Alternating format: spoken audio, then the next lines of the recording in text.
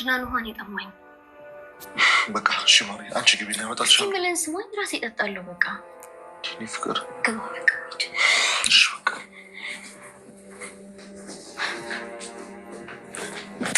ጭራቅ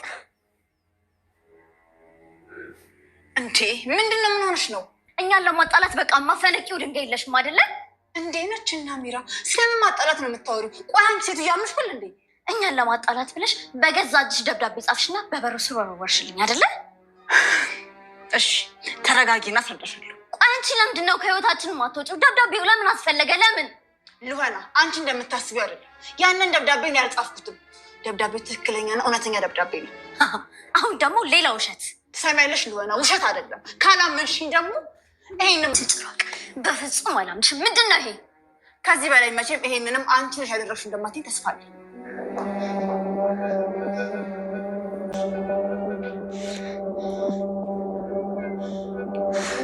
በስተመጨረሻም እንግዲህ ሉሃና ሁሉንም ነገር አወቀች ማለት ነው።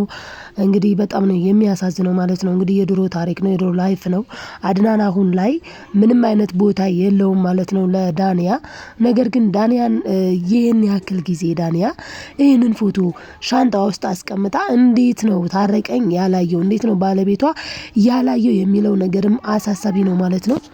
እናም እንግዲህ ሚራ ተሳክቶላታል ማለት ነው። ሚራ እንግዲህ ለማጣላት በተለይ ሉሃናና አድናንን ለማጣላት እንዲሁም ደግሞ ዳንያንም ከባሏ ጋር አፋትታ ታርቆና እሷ የቤቱ ባለቤት እንዲሆኑ ንብረት ገንዘብ ወዳድ ናት የሁላችንም እንደምናውቀው ማለት ነው።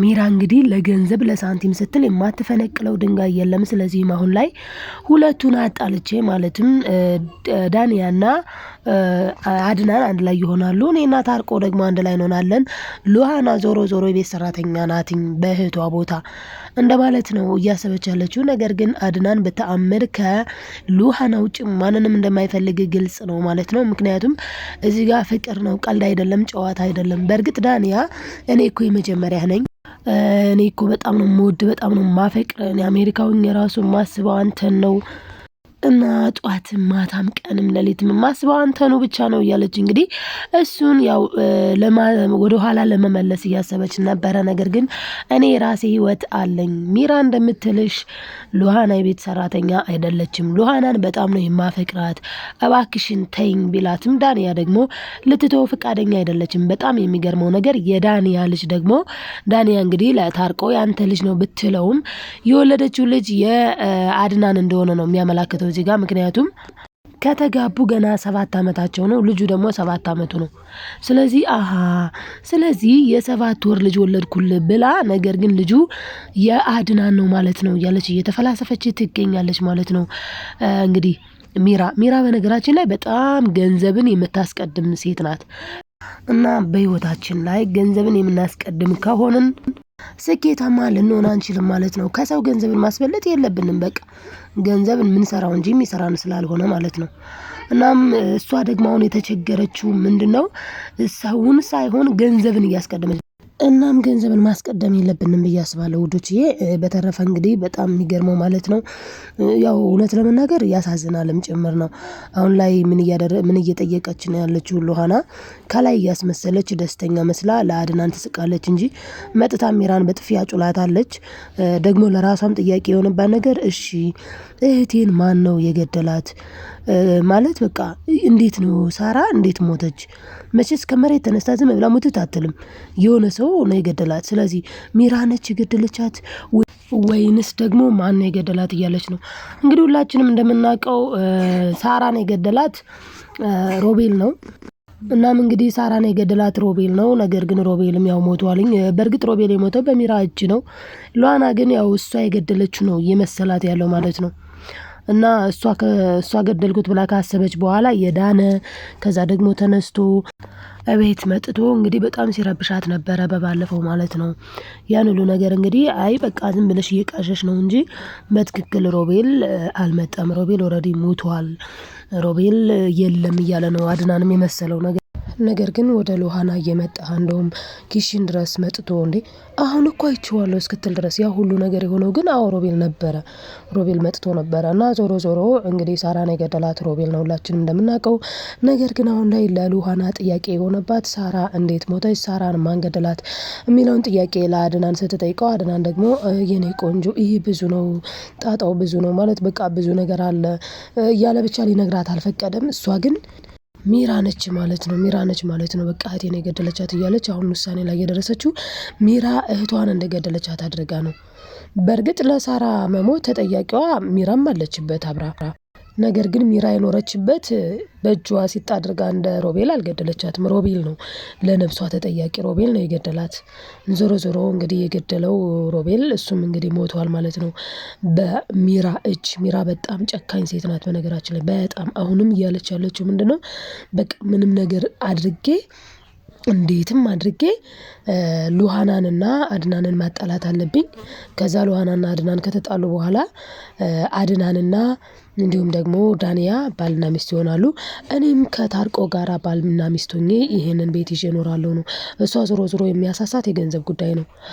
በነገራችን ላይ አሁን ላይ አድናን በጣም አጣብቂኝ ነገር ውስጥ ነው የገባው። በፍቅር ደረጃ የሚወደው ሉሃናንን ቢሆንም ነገር ግን እሱን ደግሞ በፍቅር የምትጠብቀው የድሮ ፍቅረኛው የመጀመሪያው በቃ ብዙ ላይፍ አብራ ያሳለፈችው ዳንያ አለች። እንግዲህ የዳንያ ልጅ እኔም የሱ ነው ብዬ አስባለሁ። የዳንያ ልጅ የአድናን ልጅ ነው ብዬ ነው የማስበው። እኔም እስኪ እናንተስ ምን ትላላችሁ? እንግዲህ ልጁ ከሆነ ደግሞ በእርግጥ ልጅየውም አልመጣም። ልጅየው ያልመጣበት ምክንያት ደግሞ አያቱን መርጦ ነው። ከአያቱ ጋር ቀርቷል ማለት ነው። እንግዲህ አያቱን በጣም ነው የሚወደውና ለዛ ነው ልጃችን ያላመጣ ነው ብለዋል። ይህንን ደግሞ ሉሃና እንዴ ልጅ አላችሁ እንዴ ብላ በመጠየቋ ነው።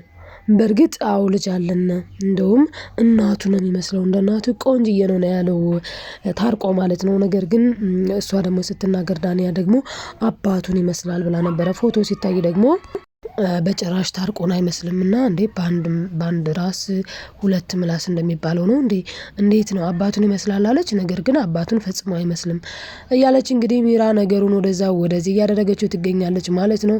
ስለዚህ ልጁ የማን ሊሆን ይችላል ብለን ስናስብ በእርግጠኝነት የአድናን ነው የሚሆነው። ምክንያቱም ዳንያ ጋር በጣም ብዙ ላይፎችን አሳልፈዋል። እንግዲህ ደግሞ እንደሄደች 7 ዓመቷ ነው ከተጋቡ 7 ዓመታቸው ከሆነ ልጅየውም ደግሞ እንደዛው 7 ዓመት ከሆነው እንዴት ሆኖ ነው መቼ አርግዛው መቼ ወልዳው ነው የሚለው አሳሳቢ ነው ማለት ነው። እና እንግዲህ አሁን ላይ አድናን ደግሞ ልጁ የሱ መሆኑን ከሰማ በነገራችን ላይ ለልጅ ያለው ጉጉት በጣም ትልቅ ነው።